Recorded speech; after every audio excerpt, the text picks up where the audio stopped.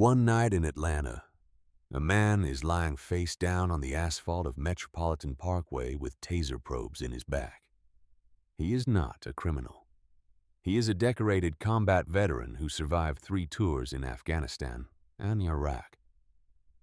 The money spread across the hood of his car, $10,000 in cash, is not drug money. It represents months of double shifts, military pension checks, and every dollar he could pull from every corner of his life. It is his brother's surgery, scheduled for early the next morning. The officer standing over him calls it drug money anyway and takes every dollar. This is what happened, and this is what it cost. He was born in Atlanta, Georgia, the first child of Henry and Denise Brooks, in a house on Lee Street in the southwest Atlanta neighborhood, where his father had grown up, and his grandfather had grown up before him, and where the streets had the specific weight of places that have held the same families for generations, through conditions that would have scattered lesser communities entirely. His name is Sergeant First Class Anthony Brooks, but everyone who loves him calls him Tony. His father, Henry, worked construction for decades, rising from laborer to foreman through the specific, unglamorous mechanism of showing up every day and doing the work correctly, and not complaining about the gap between what he was paid and what he was worth. Because complaining did not build anything. And Henry Brooks was a builder by nature and by choice. His mother, Denise, taught 4th grade at the local elementary school for decades, shaping the early minds of children from the same neighborhood she had grown up in, operating on the quiet faith that the difference between a child who finds their way and a child who does not is often a single adult who believed in them before they believed in themselves. She intended to be that adult for as many children as she could reach before she retired. Anthony grew up in the specific atmosphere his parents created, a household where work was treated as dignity rather than burden, where education was discussed not as an option, but as an obligation, where love was expressed primarily through attention and investment rather than sentiment. There were rules. There were expectations. There were also Sunday dinners that lasted hours, and holidays that involved every person connected to either family by blood or long friendship, and a front porch where Henry Brooks sat on summer evenings and talked to his boys about the world in the patient, specific way of a man who had learned things he wanted to make sure they knew before they needed to know them. The boys were Anthony and his younger brother, Justin, several years apart in age and closer than most siblings that far apart manage to be, bound by the specific loyalty that forms between children who share a small house and limited resources, and parents who love them without apology. Justin was the quieter of the two, the one who stayed inside with books while Anthony played ball in the street, the one who made his parents laugh without trying to, the one who felt things deeply and processed them slowly and expressed them eventually with a precision that surprised people who had mistaken his quietness for absence. Anthony understood his brother in the particular way of someone who has watched a person his entire life and learned to read the silences as fluently as the words. He enlisted in the Army a few years out of high school, after community college and a period of work that had not resolved into anything with a future he could see clearly. The decision was not made from desperation. His life was not desperate. His family was not desperate, but from a specific idea about himself and what he needed. He needed structure. He needed purpose of the kind that extended beyond the next paycheck. He needed to test himself against something real, to find out what he was made of in conditions that would not allow him to manage or minimize or postpone the answer. The Army, he believed, would tell him exactly who he was. It told him he was a soldier. He was a good one. He did basic training and stateside postings, and then deployed to Afghanistan for the first time. The deployment was long. He came back changed in the ways that everyone who has been to war comes back. Changed quieter in some places, louder in others. carrying things that do not fit neatly into civilian conversation, and that he learned early not to try to make fit. He deployed again, this time to Iraq, and it was during this second tour that the IED on a road outside Mosul sent shrapnel into his left thigh and put him in a military hospital in Germany for several weeks, and earned him the Purple Heart that he accepted at a ceremony where his prepared mother stood in the front row and did not cry until it was over. Justin was finishing his last year of high school when that happened. He could not fly to Germany. Anthony called him from the hospital room the evening of the ceremony and described everything in detail. The room, the officer who pinned the medal, the handshake, the specific weight of the thing when you held it, so that Justin would have the experience even from far away. Justin listened to every word and then said, in his quiet, precise way, "You didn't have to do all that just to call me, Tony. I'm glad you're alive. That's the whole thing for me." The third tour came, Afghanistan again, and it was long. He came back to Atlanta for a short time and then was posted stateside for the final period of his service doing training work, the specific work of passing on what he knew to younger soldiers who would go where he had been. He was promoted to Sergeant First Class during his service. He was honorably discharged with over a decade of service concluded, a commendation from his commanding officer that described him as one of the most reliable, non-commissioned officers the unit had produced in a decade, and a small ceremony in a gymnasium where his mother cried openly and his father shook his hand and held it for slightly longer than a handshake required. And Justin, who had driven up from Atlanta the night before, stood in the back and watched his brother receive the recognition of the institution that had kept him away for over a decade, and felt something that took him several days to fully name, which was pride that had been waiting a very long time to be expressed. Anthony Brooks returned to Atlanta and began the specific, difficult work of becoming a civilian again. It is work that nobody who has not done it fully understands, and that the country he served has never been particularly good at supporting. The structure that had defined every day of his adult life, the schedule, the hierarchy, the clarity of purpose, the community of shared mission, was simply gone, replaced by the open and structureless expanse of civilian life that most people find liberating and that he found at first disorienting in a way he did not have clean language for. He found 2 jobs soon after, not because he could not find one job that paid enough to live on, but because one job did not fill enough hours, and because he had a goal that required more money than one job produced. He worked nights as a security guard at a commercial complex in Midtown Atlanta, and mornings loading freight at a distribution warehouse in the industrial area east of downtown Atlanta. The 2 jobs together gave him enough to pay his rent, cover his expenses, and put away money every month into an envelope he kept in the drawer of his nightstand.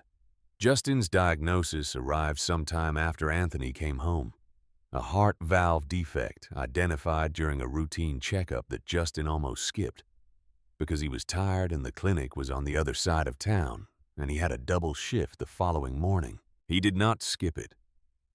The defect was caught. The cardiologist used the word surgery with the specific care of someone who knows they are about to change the shape of someone else's week. The surgery, he explained, was not immediately urgent, but was necessary soon. The cost for an uninsured patient at the hospital where the cardiologist had privileges was quoted at $23,000. A down payment of $10,000 was required before the procedure could be scheduled. Justin worked as a line cook at a restaurant in the Grant Park neighborhood. His employer did not offer health insurance. He had no savings of consequence. He called Anthony the evening of the appointment and explained the situation in the careful, minimizing way he had developed over a lifetime of not wanting to be a burden to the people he loved, framing it as something he was going to figure out, something that would work itself out. something Anthony should not worry about. Anthony listened to all of it. Then he said, "Justin, stop. I'm going to get the money." And he meant it the way soldiers mean things, not as a promise made in the heat of feeling, but as a statement of operational intent, as clear and committed as a mission briefing. He was already saving. He redirected everything. He picked up additional shifts at the warehouse when they were available. He sold the television from his apartment, which he rarely watched anyway. He cooked every meal at home for months. He did not buy new clothes, did not go to bars, did not spend money on anything that was not the rent, the utilities, the food, and the envelope in the nightstand drawer. Later, the envelope held over $10,000. Justin's surgery was scheduled for early the next morning. The hospital required the down payment in cash or cashier's check. Anthony had planned to get a cashier's check, but had run out of time before the bank closed. He would need to present the cash directly at the hospital's financial services office when it opened early the next morning. He had a small errand to run that evening, dropping off an overnight bag his mother had packed for Justin, some food, a card from the family at Justin's apartment across town. He put the backpack with the money in the back seat of his 2009 Honda Accord, rather than leaving it in his apartment, which he did not fully trust since a neighbor's unit had been broken into weeks earlier. The backpack also contained, tucked into a side pocket, his military discharge papers and his Purple Heart citation. He carried those documents everywhere. An old habit, or perhaps not a habit at all, but a specific kind of preparation. The understanding developed over a lifetime of being a black man in America, and sharpened by over a decade of military training, that the moment you need to prove who you are is rarely the moment you anticipated, and that it is better to have the proof available than to need it when it is not there. He dropped off Justin's bag. He stayed a short while, had a glass of water, told his brother he would see him at the hospital the next morning. Justin walked him to the door and said, "Tony, thank you for all of it." Anthony told him to get some sleep. He got back in the Accord. He was close to his apartment, moving south on Metropolitan Parkway, when he made the right turn at Cleveland Avenue that he had made 1,000 times in his life. The turn his father had taught him on these same streets, and the lights appeared in his rearview mirror. He looked at them for a second. He took a breath the way his training had taught him to take a breath in uncertain situations. Slow, deliberate, filling the lungs completely, slowing the heart rate, clearing the mind. He pulled over. He was calm. He had done nothing wrong. He had, as far as he knew, nothing to be afraid of. He was right about the first two things. The officer who initiated the stop was named Ryan Callahan. He was in his early 30s, white, several years on the Atlanta Police Department, assigned to patrol in the precinct that covered the corridor of Metropolitan Parkway where the stop occurred. He was, by the metrics that police departments use to measure productivity, a productive officer. He had made more civil asset forfeiture seizures in his time than any other officer in his precinct. 11 seizures, a total of approximately $67,000 in cash and property taken from individuals who were, in every one of those 11 cases, never charged with a crime. The money was not returned. The law did not require it to be returned. The law, in its current form, required only that the property be reasonably believed to be connected to criminal activity, a standard that, in practice, was applied with a flexibility that Callahan had learned over his years to use with confidence. His partner was a younger officer named Curtis Treadwell, black, a couple of years on the force, who rode with Callahan on night patrols and who had spent time learning the rhythms of the job from the senior officer in his car, in the way that junior officers do, absorbing not just the stated protocols, but the unstated ones, the judgment calls, the patterns of assessment, the particular way that Callahan's attention moved through a patrol shift and settled on certain things and not others. Callahan stated in his incident report that he initiated the stop because the vehicle ahead of him made a wide right turn at the intersection of Metropolitan Parkway and Cleveland Avenue, crossing briefly into the adjacent lane. Anthony Brooks made no such turn. He made the turn correctly, as he always did, staying in his lane, signaling, completing the maneuver without incident.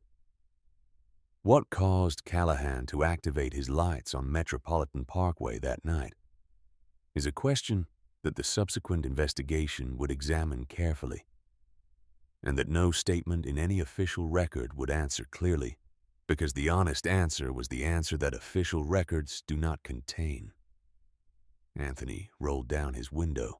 He placed both hands on the top of the steering wheel, visible and open, the way his father had taught him, and the way that over a decade of military training had reinforced the posture of a man communicating with his body. That he is not a threat, that he intends no harm, that he understands the rules of this particular interaction and is prepared to follow them precisely. Callahan approached the driver's window. He asked for the license and registration. Anthony provided both without commentary, reaching for them with the slow deliberateness of someone who announces each movement before making it. Callahan looked at the license. He looked at Anthony. He looked at the license again. He asked where Anthony was coming from. Anthony told him his brother's apartment. He asked where Anthony was going. Anthony told him home. He asked if there was anything in the vehicle that Callahan should know about. Here, Anthony paused for a second, a pause so brief it would not register to most observers, but which contained within it the specific calculation of a man deciding how to present information he knows is about to be misread. He had considered this possibility on the drive over to Justin's apartment. He had told himself that if he were stopped, he would simply explain. He would be clear and direct, as he was trained to be. He would present the context before the cache, so that the cache arrived with a frame around it rather than as a raw fact. He said, "I have a backpack in the back seat. It contains cash. I want to tell you what the cash is for before you see it, so there's no confusion." Callahan's posture shifted. It was a small shift, a forward lean slightly, but Treadwell on the passenger side of the car noticed it and later described it in his own account as the moment the stop changed from a traffic stop to something else. Anthony explained. The surgery, Justin, $10,000. The hospital requiring a down payment. The bank being closed. Early the next morning. He explained it in the ordered, direct way of someone who has been trained to convey essential information under pressure, without wasting words or losing sequence. He was clear. He was specific. He was, by any reasonable standard, completely credible. Callahan asked him to step out of the vehicle. Anthony stepped out. He kept his hands visible throughout the motion of exiting the car, a choreography so practiced it was no longer conscious. He stood beside the Accord on the shoulder of Metropolitan Parkway in the night air and waited. Callahan asked if he could search the backpack. Anthony said clearly and calmly that he did not consent to a search, but that he was willing to retrieve the backpack and explain its contents. Callahan said that the amount of cash described was consistent with drug trafficking activity and that he had reasonable suspicion to conduct a search. Anthony said that he understood what Callahan was saying and that he maintained his non-consent and that he would like to present additional documentation that would contextualize the cash. He reached into the car with deliberate slowness, narrating each movement aloud. He retrieved his military discharge papers and his Purple Heart citation from the glove compartment and held them out toward Callahan. Callahan took them. He looked at them for a few seconds, The Purple Heart citation was not subtle about what it was. It identified Anthony by name, by rank, by unit, and by the specific action that had earned the decoration. It was printed on official military stationery with the Department of the Army seal at the top. It was unambiguous about who this man was and what he had done and in whose service he had done it. Callahan placed the documents on the hood of the patrol car. He told Anthony to stay where he was. He reached into the back seat and retrieved the backpack. Anthony said, "Officer, I did not consent to that search." Callahan did not respond. He opened the backpack. He found the cash. He found the Purple Heart citation's duplicate copy tucked into the side pocket, the discharge papers in their manila envelope. He found nothing else. No drugs, no drug paraphernalia, no weapons, no contraband of any kind. Nothing that was not exactly what Anthony had told him he would find. He set the backpack on the hood of the Accord beside the discharge papers. He reached for his radio. Anthony said, "Officer, my brother's surgery is early the next morning. That money is the only way it happens. I am asking you as a human being to listen to what I am telling you." Callahan said, "Sir, I need you to stop talking." Anthony said, "I survived 3 tours in Afghanistan and Iraq. That money represents months of my life. My brother has a heart condition. If you take that money, his surgery cannot happen." Callahan said, "I'm placing you in investigative detention. I need you to put your hands behind your back." What happened in the next few seconds was recorded on Callahan's dash cam, and on Treadwell's body camera, and on the security camera of the closed gas station on the opposite corner of the intersection, and on the phone of a driver who had stopped at the red light on Cleveland Avenue, and who had been watching the stop for the past several minutes, with the growing unease of someone who recognizes the shape of what they are seeing. Anthony Brooks began to comply. He moved his hands behind his back, with the slow, declared deliberateness of every movement he had made since the window went down, communicating with his body that he was complying, that he was not resisting, that each motion was exactly what it appeared to be. He turned his body slightly to allow his hands to be cuffed. Treadwell, on the other side of the car, misread the movement. He raised the taser. He fired. The 2 probes traveled across the short distance of night air and made contact with the left side of Anthony Brooks' back, just below the shoulder blade. Anthony Brooks, who had been shot at by people who meant to kill him on 3 separate continents, who had been wounded by an IED on a road in Iraq and spent weeks in a military hospital, and come back and finished his service, went down on the asphalt of Metropolitan Parkway in Atlanta, Georgia. He did not make a sound when he fell. His body simply stopped holding itself upright, and he was on the ground. And then he was on the ground for a long time while Callahan and Treadwell stood over him, and the dash cam recorded, and the security camera recorded, and the driver at the red light on Cleveland Avenue recorded, and the night continued around all of it, as if nothing of consequence was happening on this particular stretch of road. His phone on the front seat of the car lit up, then went dark, then lit up again. His mother was calling. The money. $10,247. Every dollar documented. Every dollar earned. Months of double shifts and skip meals and a television sold, and a brother's heartbeat measured against a hospital's payment schedule, was placed in an evidence bag and sealed. The Purple Heart citation was placed to the side. The discharge papers were placed to the side. Neither document was mentioned in Callahan's incident report. Neither document altered what happened next.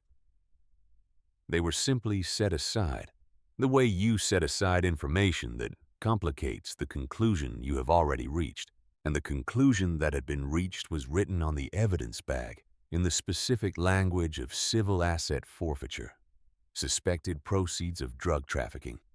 He was processed at the precinct and held in a booking room for hours before being released with a citation for the wide right turn, the same turn he had not made, the same turn that was the stated reason for the stop, that had produced the taser and the seized money, and the evidence bag and the receipt that he now held in his hand as he sat on the front steps of the Atlanta Police Department precinct building late at night.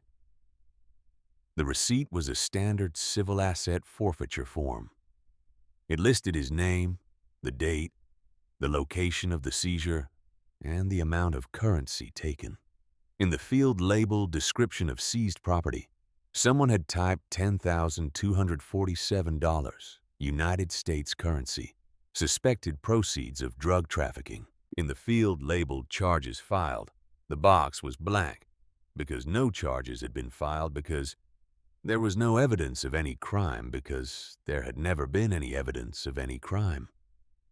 The cash was simply gone, held by the department under the legal framework of civil asset forfeiture, which permitted the seizure of property reasonably believed to be connected to criminal activity without requiring the owner to be charged with anything at all, and which placed on the owner the burden of proving, through a separate legal proceeding, that the property was legitimately theirs. He looked at the receipt for a long time. The taser marks on his back burned in the specific way of things that have passed through skin and into muscle. The night air was cold on Metropolitan Parkway, but he had not thought to bring a jacket when he left his apartment for what was supposed to be a short errand. He called his mother. Denise Brooks answered on the first ring. She had been awake calling his phone, calling Justin, calling the precinct's non-emergency number, sitting at the kitchen table where she had sat through decades of her children's lives with the specific patience of a woman who has learned that waiting is sometimes the only available action and that it requires the same discipline as everything else. He told her what had happened. He told her in the ordered, direct way that he told people things. No minimizing, no managing of her reaction. Just the sequence of events in the sequence they occurred because she was his mother, and she deserved the truth, and also because he was too tired and too sore to arrange the facts into something softer. She was quiet for a long time when he finished. Not the silence of someone who has nothing to say, but the silence of someone who has too much and is choosing. Then she said, "Come home, Tony. Come home right now." He called Justin next. Justin answered on the first ring, too. His voice carried the careful calm of someone who has been sick long enough to become practiced at managing fear, at keeping the fear behind the voice rather than in it, so that the people he loves do not spend their energy managing his feelings instead of their own. Anthony told him what had happened. He did not soften it. Justin listened to all of it without interrupting, and when Anthony finished, there was a silence that was the loudest silence in the story. Louder than the taser, louder than the evidence bag closing, louder than the precinct steps late at night. And then Justin said, "Tony, you shouldn't have done all this. All that money. Months." Anthony said, "I'm going to get it back. I promise you that." Justin said, "It's just money." Anthony said, "It's your surgery." And Justin, in the quiet, precise way he had expressed true things his entire life, said, I know it is." He walked to his car, which had been released along with the citation, and drove to his mother's house in southwest Atlanta. She was at the kitchen table when he came through the door. Coffee made, 2 cups out, neither of which they would do more than hold for warmth over the next couple of hours. Henry Brooks had been dead for years. A heart attack that had taken him on a morning before anyone had time to prepare for it, and his absence in the kitchen late at night was as present as anything else in the room. They talked until the coffee went cold, not strategically, not planning, just talking in the way of people who have been through something together and need to process it in the same physical space before they can think about what comes next. Denise talked about Henry, about the kitchen table, about the things he used to say about the kind of country this was and the kind of country it was supposed to be, and the gap between the two that a man spent his life navigating. Anthony listened and drank his cold coffee and let his mother talk because she needed to, and because listening to her was something he had always been good at, and because there was right now nothing more useful he could do. Early that morning, his phone rang. It was Justin calling from the hospital. Justin had arrived early for his pre-surgery prep, had been fitted with a gown and an IV, and had submitted to the various measurements and checks that precede a major procedure, and had then watched a nurse consult a clipboard and leave the room and come back with a doctor, and both of them having the specific quality of adults preparing to deliver news to someone they feel sorry for. The surgery could not proceed. The down payment had not been received. The hospital's financial services office had opened and found no record of payment. The procedure was officially unscheduled pending payment of the required deposit. The doctor was kind. He used the phrase medically significant but not immediately life-threatening, which was a precise and carefully chosen phrase that meant Justin would not die that morning, but that the window for the surgery was not indefinitely open. He said he was sorry. He said he understood the circumstances were outside their control. He said he would do everything he could to prioritize Justin's case when the payment issue was resolved. Justin thanked him. Then he called Anthony. Anthony was still at his mother's kitchen table when the call came. He answered and listened, and when Justin finished, he sat for a moment with the phone against his ear and the receipt from the Atlanta Police Department on the table in front of him, and his mother's eyes on his face, and the light coming through the kitchen window that his father had sat beside for decades. And he made the decision that was, in retrospect, the only decision available to him. He picked up his phone and called the only lawyer he knew. Attorney Stephen Reynolds answered on the second ring early that morning. He was already at his desk. He was always at his desk early. Years of civil asset forfeiture work had taught him that the cases that could be won were won in the earliest hours of response, before the institutional machinery had time to consolidate around a position, and that the cases that were lost were often lost because someone waited too long to act. He listened to Anthony's account without interrupting, in the specific, attentive silence of a man cataloging information simultaneously with receiving it, building the case in his mind while the facts were still arriving. When Anthony finished, Steve Reynolds asked 4 clarifying questions. He asked whether the stop had been recorded. Anthony said he believed the dash cam had been running. He asked whether Anthony had signed anything at the precinct. Anthony described the citation and the receipt. He asked whether the discharge papers and Purple Heart citation had been returned. Anthony said they had been given back to him when he was released. He asked whether Anthony had received any medical attention for the taser. He had not. Steve Reynolds said that he would take the case. He said it the way people say things when they have already said yes before the question was fully asked. Then he said something that contained years of civil asset forfeiture work in 2 sentences. He said that what had happened to Anthony was not an accident and was not unusual and was not something that had happened to only one person on one road in one city, and that the fight to get the money back would be a legal fight, but would also be something larger than a legal fight, and that Anthony needed to decide, before they went any further, whether he was ready for both. Anthony said he was ready. Steve Reynolds arrived at Denise Brooks' house soon after, with a legal pad and a recording device, and the focused, purposeful energy of someone whose professional life had been preparing for this specific configuration of facts. He sat at the same kitchen table where Anthony had spent the night and took the full account in order, asking clarifying questions documenting names and the precise words of exchanges he found significant. He photographed the taser marks on Anthony's back. He photographed the military discharge papers and the Purple Heart citation. He photographed the receipt with its damning entry in the description field. He photographed the citation for the wide turn. Then he explained civil asset forfeiture in the way he had explained it to clients for years.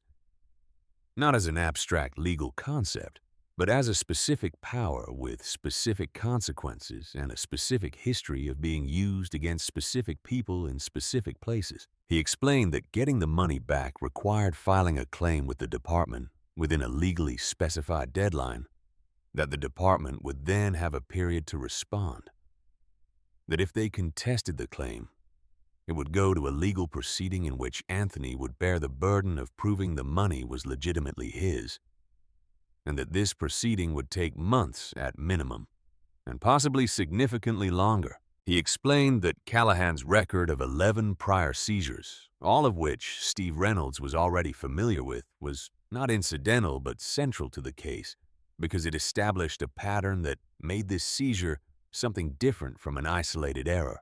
Anthony said, "My brother needs surgery soon or the window closes."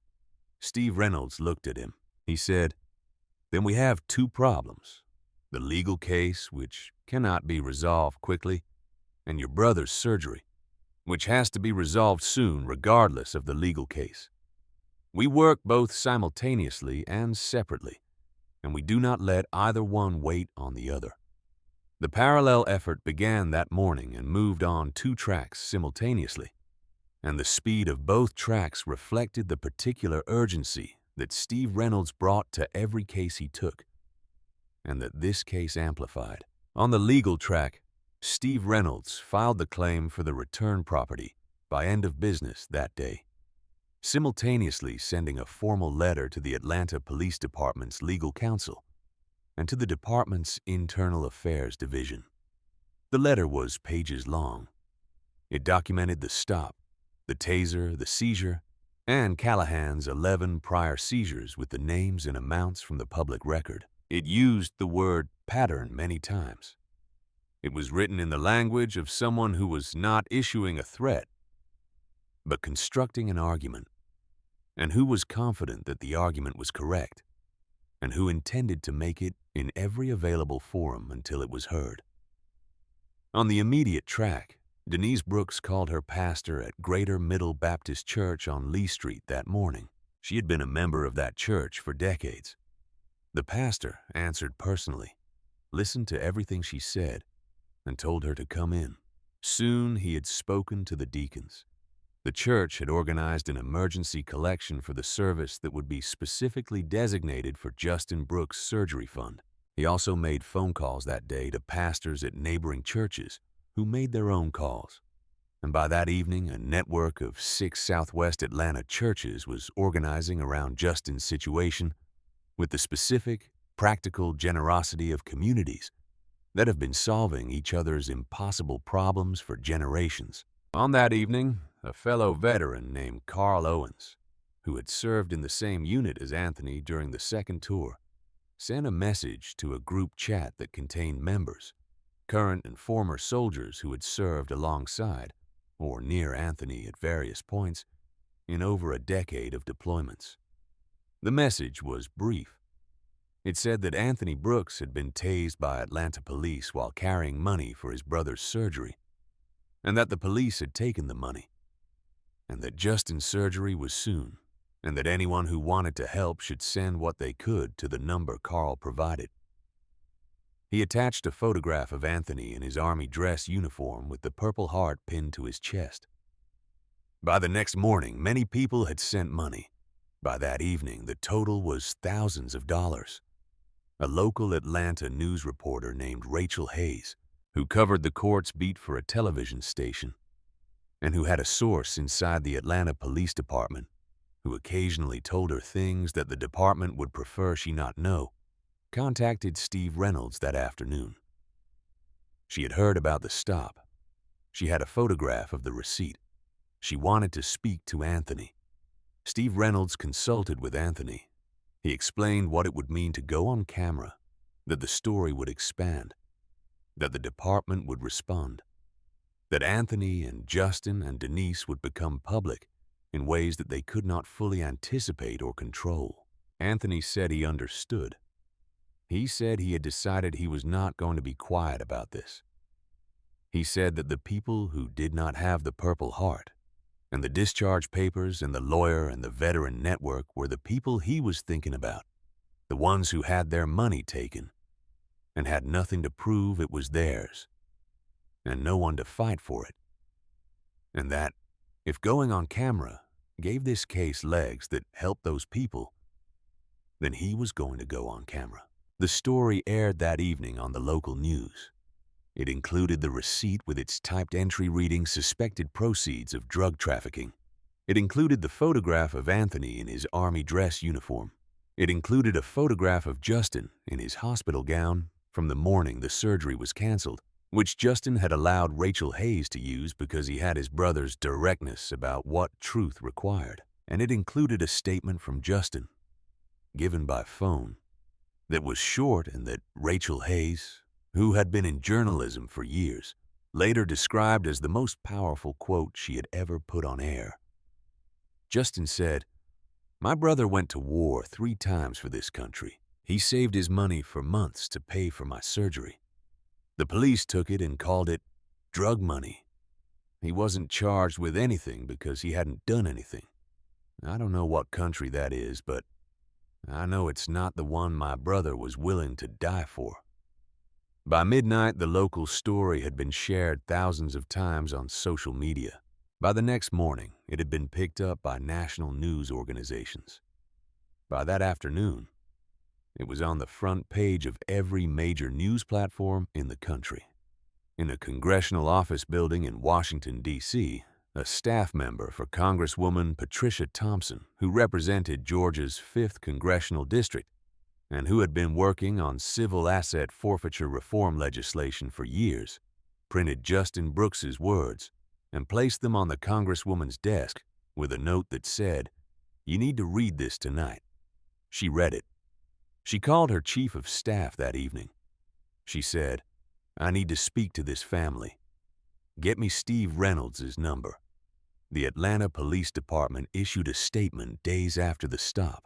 The statement said that the stop had been conducted in accordance with department policy, that the officers involved had acted appropriately given the circumstances as they were assessed at the time, and that the civil asset forfeiture seizure had followed established legal procedure. The statement did not mention the Purple Heart. It did not mention Justin's surgery. It did not mention the 11 prior seizures. It did not mention the taser. It did not mention that no charges of any kind had been filed against Anthony Brooks. The statement made everything considerably worse, not because of what it contained, but because of what it revealed about what the department had decided. That the appropriate response to a decorated veteran being tased on a public road and having his brother's surgery money seized without basis was to describe the officer's conduct as appropriate and move forward. The specific wrongness of that assessment, stated publicly and without qualification, transformed the story from an injustice that had happened to one man into a statement about what an institution believed was acceptable, and that statement activated a level of public and institutional response that the department had not anticipated and was not prepared for. Congresswoman Thompson had spoken to Steve Reynolds that evening. She had spoken to Anthony the next morning. She had spoken to Justin by phone, and Justin, who had spent the time in the hospital on reduced activity protocols that his cardiologist had strongly recommended, given the elevated stress of the situation, had told her what he needed in the direct, minimizing way he had always had of describing his own needs as smaller than they were. She heard through this minimizing. By that afternoon, she had released her own statement, which was paragraphs long, which had been reviewed by her legal team and her communications team, and which contained in its paragraph a sentence that her communications director later described as the one she wrote herself that night, and that no one on staff had touched. Sergeant First Class Anthony Brooks served this country with distinction, was wounded in its service, received its highest honors for valor, and was then tased on an Atlanta road and robbed of the money he saved to keep his brother alive. If we cannot protect him, we cannot claim to protect anyone. The statement was shared millions of times in days. Captain Linda Freeman had been the head of internal affairs at the Atlanta Police Department for years. She was in her 40s and had been in law enforcement for decades, and she had been watching Ryan Callahan's forfeiture record for over a year, with the focused attention of someone who recognizes a pattern and is waiting for a case strong enough to act on. 11 seizures, no charges in any of them, all on the same corridor of Metropolitan Parkway. All involving black drivers, all involving cash amounts between thousands and more. She had built a file. She had been building it slowly, carefully, because institutional action against a pattern requires a level of documentation that goes beyond what a single case can usually provide, and because she understood that moving too early and losing would make it harder to move again. She opened a formal investigation days after the department's statement was issued. She pulled every record connected to Callahan's 11 prior seizures. She identified the owners of the seized property, 9 of whom were still in Atlanta, 2 of whom had moved, and she or a member of her team contacted each of them. The conversations that followed were, in Linda Freeman's own account, among the most difficult of her career. Not because the people she spoke to were hostile, but because they were not. They were simply people who had had money taken from them without explanation and without recourse, and who had absorbed the loss in the way that people absorb losses, when the institution that took something from them is also the institution responsible for hearing their complaint. Not one of the 11 had been charged with a crime. Not one had been offered a reason for the seizure beyond the boilerplate language of civil asset forfeiture. Not one had had a lawyer. 7 of the 11 had simply stopped trying to get the money back after the first procedural barrier, because the process for contesting a forfeiture was designed in ways that made it expensive and time-consuming and discouraging in ways that compounded for people without resources, and because spending more money fighting to get money back was a calculation that resolved badly for people who did not have much money to begin with. The total amount seized across the 11 cases, not counting Anthony Brooks's $10,247, was over $50,000, taken from 11 black drivers on Metropolitan Parkway over years without a single criminal charge. Linda Freeman's file, when she finished building it, was pages long. Officer Treadwell requested a meeting with Internal Affairs without being asked and before the investigation had formally requested his account. He came in and sat down across from Linda Freeman and said that he had been thinking about the night of the stop since it happened, and that he wanted to give a complete and accurate account of everything he had observed. His account differed from Callahan's incident report in specific details, documented in order, all of them relevant to the question of whether the stop was justified, and whether the taser was justified, and whether the seizure was justified. He described Callahan's posture shift. When Anthony mentioned the cash, he described the seconds Callahan spent looking at the discharge papers before setting them aside. He described the moment before he fired the taser, and his own assessment, which he stated clearly and without softening, that the movement he had misread as resistance was in fact compliance. He said that he had been wrong. He said that he was sorry. Linda Freeman recorded the meeting. She noted in her file that Treadwell had come in voluntarily. Both facts would matter. Callahan was placed on administrative leave days later. The department's statement was quietly amended days later, removing the phrase "acted appropriately" and replacing it with "the investigation is ongoing." No one in the department's communications office issued a statement noting the change. Several journalists noticed it anyway. The immediate crisis of Justin's surgery resolved through the convergence of the church collection. the veteran network donations, and an anonymous wire transfer that arrived in Steve Reynolds' client trust account with a note that said only, "For Justin Brooks, from someone who served." The total assembled was close to the required deposit. Congresswoman Thompson's office, acting on information provided by Steve Reynolds, contacted the hospital's patient financial services director directly and explained the situation. The hospital, a nonprofit institution that was, in the Congresswoman's office's carefully worded communication, aware of the significant public attention the case was receiving, agreed to proceed with the surgery on the basis of the funds available, with the remainder to be addressed through a payment plan. Justin Brooks's surgery was performed days after it had originally been scheduled. The surgical team had been updated on the context. The procedure went exactly as planned. Justin came out of anesthesia in the recovery room, and the first thing he said, when his consciousness had organized itself sufficiently to produce a coherent sentence, was, "Did Tony know it went okay?" Anthony was in the waiting room. He had been there for hours. When the surgeon came through the doors and told him that Justin was out of surgery and stable and asking for him, Anthony stood up. He did not speak for a moment. He simply stood and looked at the surgeon and nodded once.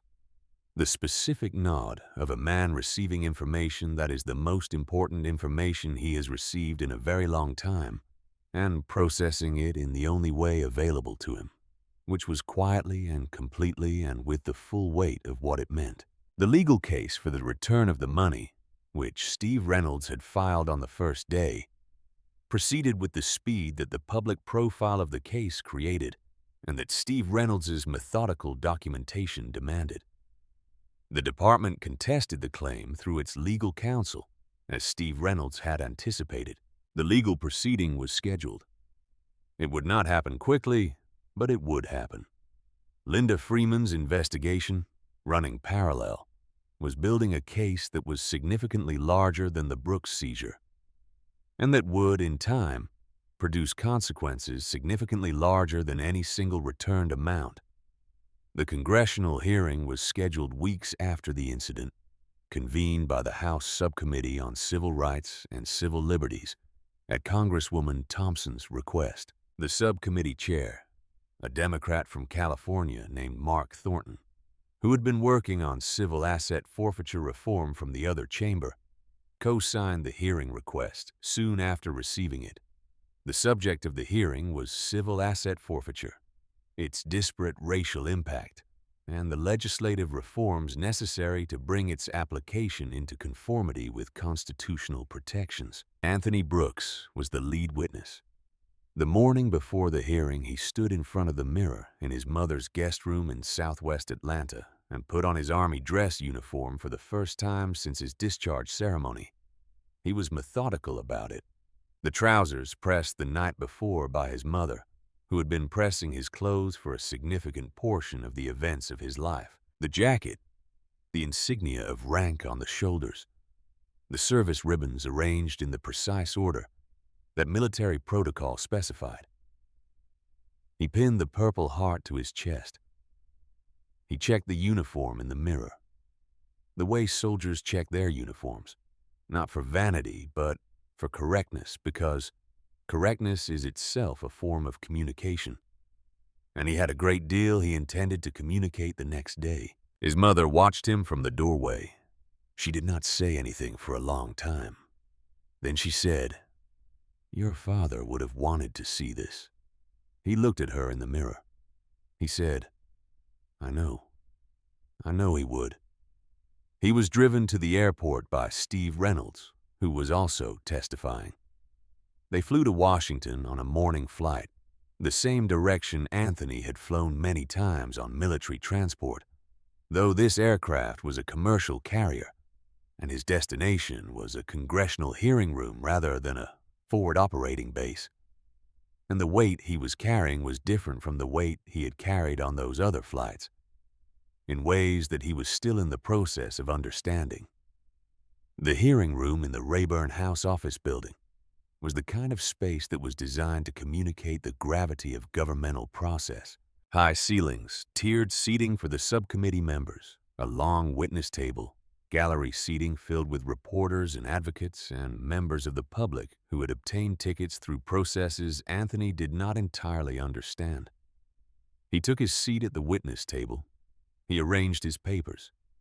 He placed the Purple Heart citation and his military discharge papers on the table in front of him, to the left of his prepared statement, where they were visible to the cameras and the subcommittee members in the gallery. He had brought them not as props, but as facts. They were the same facts that Ryan Callahan had set aside on the hood of a patrol car on Metropolitan Parkway in Atlanta, and Anthony intended for them to be seen. He testified for nearly an hour. He described the stop and the sequence it occurred with the precision of a military report, locations, specific words, specific actions, in order. He described the taser with the same precision. He described the evidence bag being sealed with the cash inside it. He described calling Justin from the precinct steps late at night.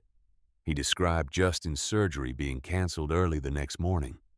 He described sitting at his mother's kitchen table with the receipt in his hand and the light coming through the window that his father had sat beside for decades. Then, he said the thing that had been building in him, the thing he had been organizing since the precinct steps, since the kitchen table, since the waiting room where he sat for hours while Justin's surgery proceeded.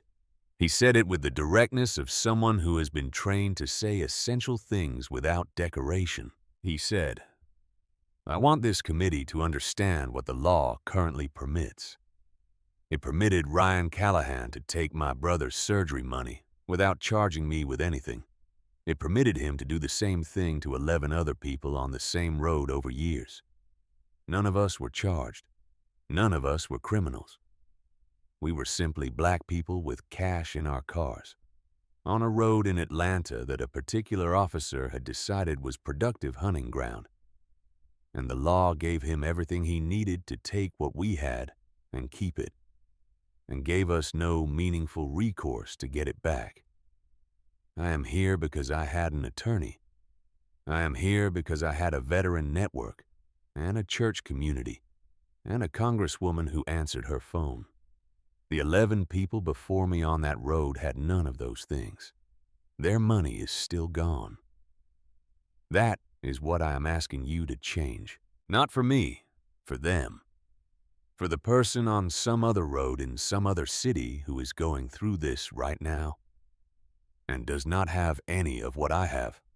That person deserves the same protection I deserve. And I did not deserve what happened to me." The hearing room was quiet when he finished, the kind of quiet that follows something that has been said correctly. Congresswoman Thompson, in her position as a member of the subcommittee, looked at Anthony Brooks in his army dress uniform with the Purple Heart on his chest and said, "Sergeant Brooks, thank you for your service to this country. All of it, including Tway." The Brooks-Thompson Civil Asset Forfeiture Reform Act was introduced in the House the following week. It took over a year to pass in a form that contained most, but not all of what Anthony had asked for. It established federal standards requiring criminal charges to be filed within days of a civil asset forfeiture seizure or the property to be returned. It established mandatory body camera and dash cam recording for all forfeiture seizures. It established a national database for tracking forfeiture activity by race and geography. It did not establish the independent review panel that Steve Reynolds had argued for. That fight continued separately. Ryan Callahan was terminated from the Atlanta Police Department following the conclusion of Linda Freeman's investigation. The investigation's findings were forwarded to the district attorney's office, which opened a review of the 11 prior seizures. 9 of the 11 owners were located and notified that their seized property was being reviewed. The process of returning money to those 9 families took over a year, involved court proceedings in some of the cases, and resulted in the return of over $50,000 to 9 black families in Atlanta who had not expected to see it again. Officer Treadwell was retained following his cooperation with the investigation. He completed extensive retraining. He requested and received a transfer to the department's Community Outreach Unit, where his responsibilities involved working directly with Southwest Atlanta neighborhoods on policing and public safety issues. What he made of that transfer is a question only time answers. What is documented is that he made it, that he stayed in it, and that in his time in the unit, he participated in a training program for new officers that included, as part of its curriculum, a case study built around the Brooks stop. The $10,247 was returned to Anthony Brooks over a year after the stop. Following the conclusion of the legal proceeding, with interest at the statutory rate, the total returned was slightly more. Steve Reynolds waived his fee, which was not something he could afford to do regularly, but which was something he chose to do in this specific case because the case had done something for the larger fight that he valued more than the fee.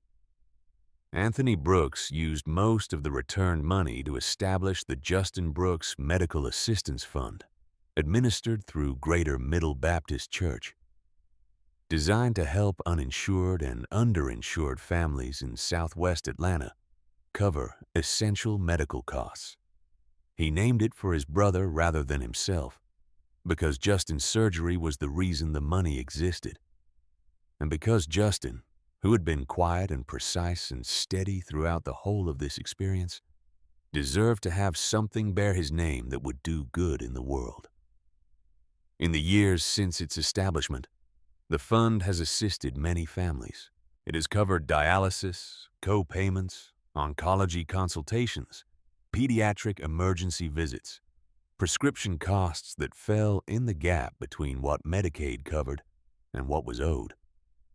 It operates on donations from the veteran network that mobilized for Justin's surgery, from the 6 Southwest Atlanta churches that organized the original collection, and from an expanding number of individual donors who found the fund through the coverage of the case. Justin Brooks recovered fully from his surgery.